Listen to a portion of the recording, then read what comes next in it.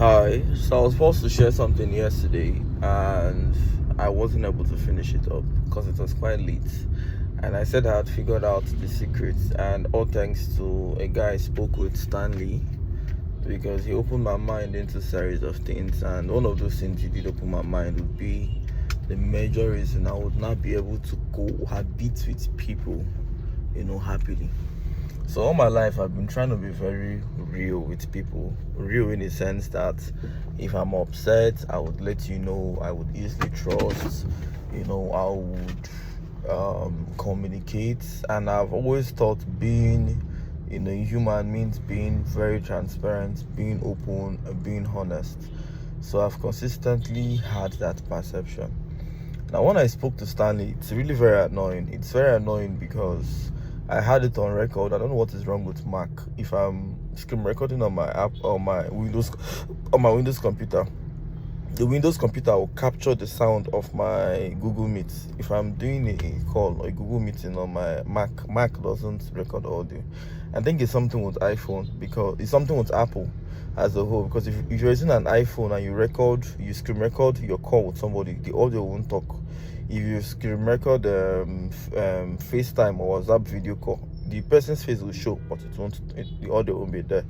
So I think the same thing rubbed off to the computer, and I was trying to screen record my conversation with him so I could share, other people could learn, and it did not work. But part of what we discussed at length was him telling me about how you don't do business with emotion. You have to do it with rules and regulation.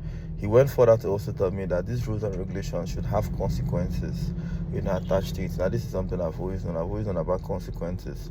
But what I did not really understand is there has to be constant consequences in your business. He went further to tell me about the banks, how the banks would, persecute you. They are ready to spend 20 million naira for 10,000 OUT for a bank. They're not just doing it to persecute you, they're doing it to pass as an example to other people. And while I was on the discussion with Stanley, I told him about one time I had a sports betting shop, and I had the staff. Then he came the first time, he made losses, he cried. That was losses of almost $1 million, 700,000 plus. He was doing martingale, he kept betting over and over again. The whole money almost maxed out. Now when I came up, I saw losses of 700,000 plus, and I'm like, what? I know how I was upset that day. I even called police. I wanted to arrest the guy. Everybody was begging and everything, and I had allowed the guy to go. Now there was no consequences, obviously. So a few weeks later, or a few months later, right, I think it was 2 months later, the guy first acted so faithful the first month. He was not even like, he was more punctual, he was so friendly, he was so calm, probably because of the whole Syria, Now, a few months later, he did the same thing again. This time it was 160 something thousand. I got him arrested. His mom came in, shouted up and down. He came in that he doesn't have much. Then I looked into the whole thing. He was doing martingale. So it turned out that he was not actually eating money from my sports betting shop, but he was doing martingale. More like he would play 500 naira. If he lost it, he would play the next one 1k. If he lost it, he would play the next one 2k. So he would just pick games, like 2-3 games for 1.5, and he kept trying his luck. So anytime he wins, he will recover the whole losses he made with profit. So this guy was making roughly close to 5-10,000 naira before, and that was how he gave me the first loss of almost 700k. So that second time, I chased him away. He couldn't pay up the money. I knew it was martingale, and I chased him. While I chased him, some of my staff were like murmuring. They were saying things like, "Oh, sir, he was making up to like 10k, 15k before, and their salary used to be like 30k, 35k, 40." So this guy, which is my previous staff, was making almost his salary every 2 days, and other staffs were really being very faithful, and they did not, decide to bet. Like they only play games when customer want them to play game. Like, play me this game, play me that game. That's the only time those my cashiers will play game. But that particular guy, he sits down, he doesn't even let any customer near him. Like, he'll tell you, go this other row, go play game. Yeah, they busy. And what was he busy doing? He was using my own money to do martingale in my own betting shop. This guy run me losses of up to $1 million. Today I see how he goes around, tells people I'm a very bad person. He was gambling with me. He had a gambling problem. I arrested him. They even almost arrested his mom. Say, if no be money, if no be poverty, money the yab man. Say, waiting for me can come, they work for me. And my staffs, the ones that are available, Success, which is one of them, that did the same thing. and the other ones, they were doing small because they were always running losses. I started seeing my staffs, they were not trying to do the same thing this guy was doing, because the guy left my shop as well and he went to another betting shop, but it wasn't even lit. I had to let that beat him or something. He tried replicating the same thing he did at my own office, and not everybody was as nice as me, so it did not turn out well. But they were telling me how this guy was making so much money. Right in my shop, this guy bought an iPhone 7 Plus. Like, he did work for me for my betting shop. He buy iPhone 7 Plus, he did dress where they come. They play game for customer and himself he did play for. Now, I did not give him any consequences. I did not drill him. I did not, mend him very well. My other staffs did it. At the end of the whole day, I had to flush out the whole staff, and I had to employ a new set of people whom later started hearing about the whole thing. And at the point, I left the business to a manager. That manager employed, I don't know where he got people he employed from. And that one's a very crazy person. He's too harsh. Any think he chases anybody. His father was a police, so I don't know how he was doing it, but that guy was giving me consistency in it. So now I no longer put eyes on my betting shop. I see some people who call me and tell me, "Oh, Mr. Daniel, we heard you have so many betting shop. One of your shop here, one of your shop. Can I go and become a cashier? Can I become your manager?" I'll tell you, don't worry, I have people who do it, because I know for sure I'm not good at managing those things. I wouldn't want the one now you come and play, and when I talk, you not tell me, "Sir, you know how virtual football is now. You say you're the king of virtual football, blah blah blah." So Mr. Stanley told me, that if I had, like while we're discussing, if I had arrested that guy, persecuted him, made sure he went to jail, no staff would have ever repeated. In fact, those other staff said they would have been more faithful to me, if at all. He said the only reason why Nigeria is fucked up and China is good is when a politician steals in China, they execute you, they hang you, they kill you. But when a politician takes 2 billion in Nigeria, 50 million naira, he goes away. So wherever there are no consequences, people do not really act well. He also told me that human beings are like animals, and as much as you don't want to accept it, human beings are animals. You have to flog them, you have to there's a reason why there is a prison. I've seen what a prison is. A prison is a cage. So why do you put people in prison? So they will know that if you commit a crime, you go there. Anybody who has been to jail before would not want to go to jail again. Now imagine there was no jail, imagine there was no prison. Now what will happen? People will commit crimes every day and apologize. Should I prove it to you? The religious book. The Bible says 10 commandments: thou shalt not steal, thou shalt not kill, thou shalt not fornicate, thou shalt not do this, thou shalt not commit adultery, rather, thou shalt not do this, thou shalt not do that. Now, but because when you do all these things, there's no direct consequences. Everybody does it. Imagine when you lie, thunder strikes you, you will not dare it. Imagine when you commit adultery, you die instantly, you will not dare it. But the fact that there are no direct consequences make you want to try these things and know that you can apologize. Now, what has my life been like? An apologetic life, where I allow people to come in to make a mess out of me. They say sorry, and then tomorrow I still give them that chance to come back. Now, there's this movie I've also been watching, Breaking Bad. I think you guys saw it a few days ago while I was watching it. One episode in the Breaking Bad, it's called Half Measure. I think that is season 3. Episode 13 or thereabout, or episode 12, or somewhere around. There's a particular episode called Half Measure. You can go to the Breaking That and watch that. This thing, it was really very inspiring. So on that particular episode, they caught this junkie. This guy was someone who would keep beating his girlfriend. Like, he beat his girlfriend mercilessly. He would always beat her up, and one day the police officer caught the guy. He said, "Come, you've been beating your girlfriend." He now took him to one, uncompleted, like all this dump yard, beat the guy like crazy, put gun in the guy's mouth, tell the guy that I'm going to shoot you after 7. I'm looking for a reason not to shoot you. And the guy was crying and saying, "Please don't shoot me." He said, "But you're always abusing your girl. Please don't shoot me." And I said, "Okay, you know what? I'm going to leave you. But when next I hear you touch your girlfriend, I would kill you." And the guy said, "I will never in my life touch her again." According to the movie, the guy which is forgotten his name, is a grandpa. He said a month later, or was it 2 weeks later, that guy carried bat, flogged the girl head. Have you seen abusive men? Abusive men will beat their wife today. They will beg and beg and beg and beg. They will bring their wife in again. Give them 3 months. This man will beat the wife shaggy, more than what he beat the wife last time. So, but when you see a man be in a relationship where he beats the wife, before the family members come beat her like crazy, he cannot arrest the elder brother. That one, the army. The younger one, the navy. The other one, the police. The papa na retired general. The whole family get money, nothing they lack. Oh boy, the man go do 2 things. Either he leaves that woman for real, or he will never beat her again. But now her life is going to be safe. She's not going to die like you know, the I don't want to call anybody's name, like the women who have been abused, you know, domestically. The man will have to move. Now, why is he moving? He's moving because he doesn't have the power to do that same thing he's doing again. He cannot really take advantage of her again. You do not beg, according to Stanley. He said you do not beg people. He even told me one very nasty thing as well.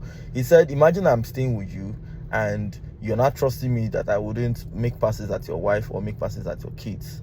You're trusting me. He said human beings are not being trusted with willpower because we're the least people who are able to stand on decisions.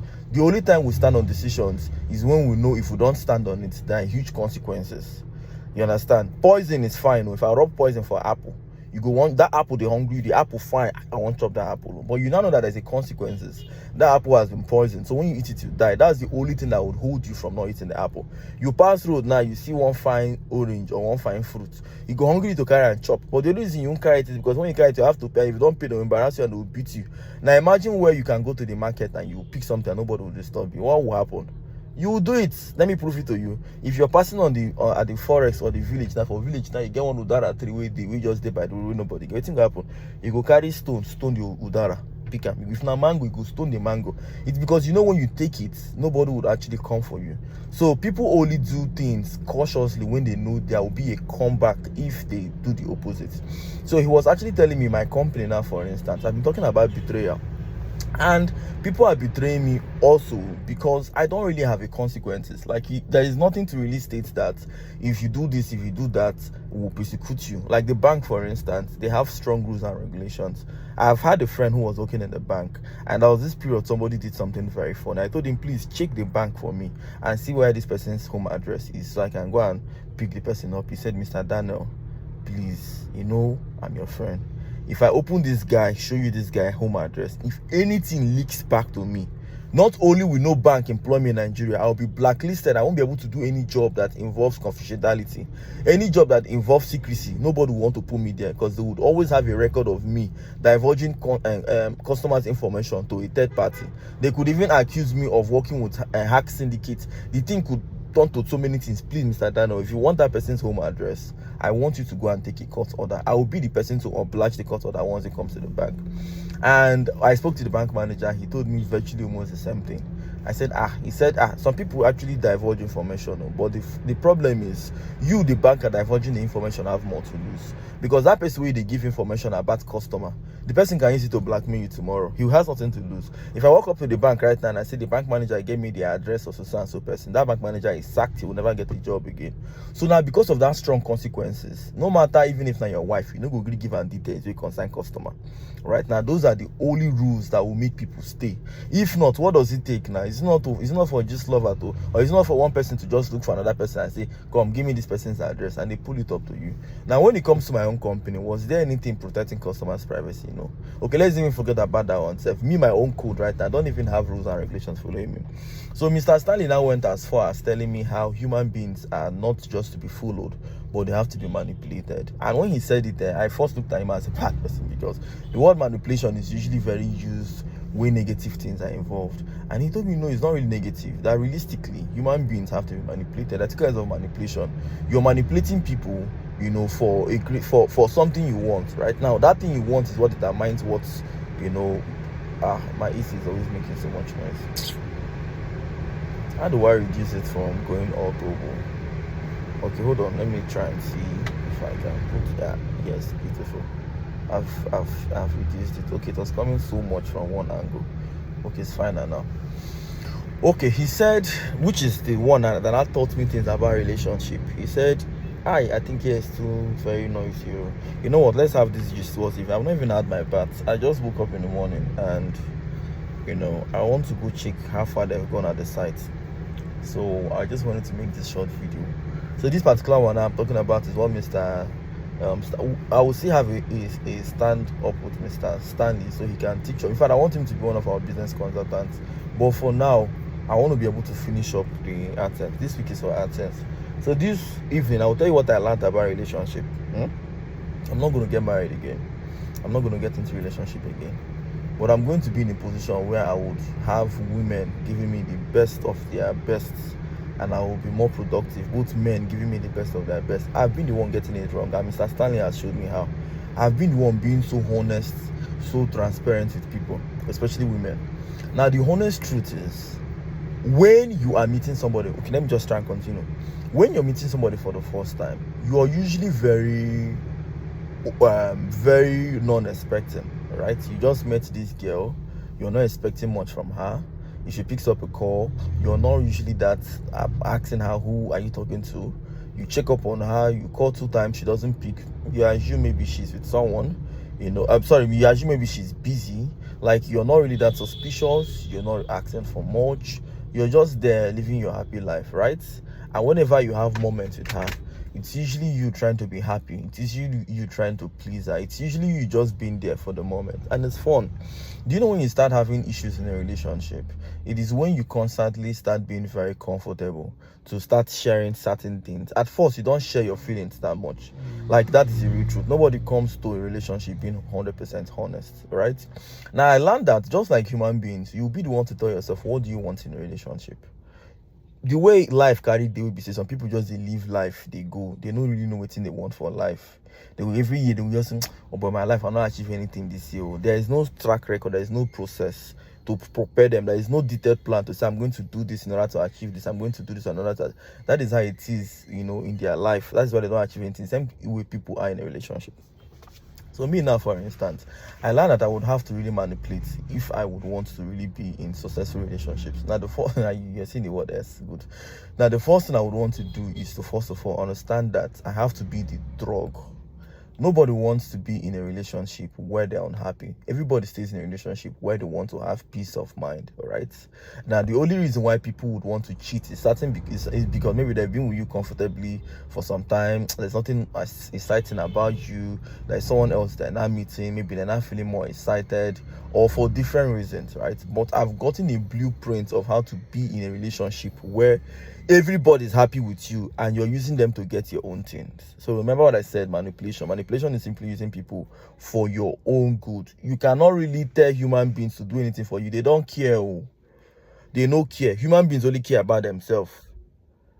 He talked about so many things that I've actually thought over and over again. And those things he told me, like the day we spoke, I told him that, Mr. Stanley, we have spoken a lot. I'm going to go back and think about this, and I'll use them to make lots of things out. And these are the lots of things I'm making out. So let's call this is the first part of the gist.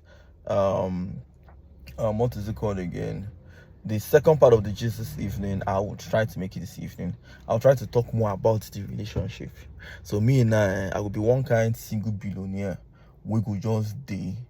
But I will get a lot of women who will fight for me. I swear to God Almighty. I don't learn that thing with Mr. Stanley tell me. I don't even think he knows. I think he's smart enough to know, but I think his problem is, maybe making money.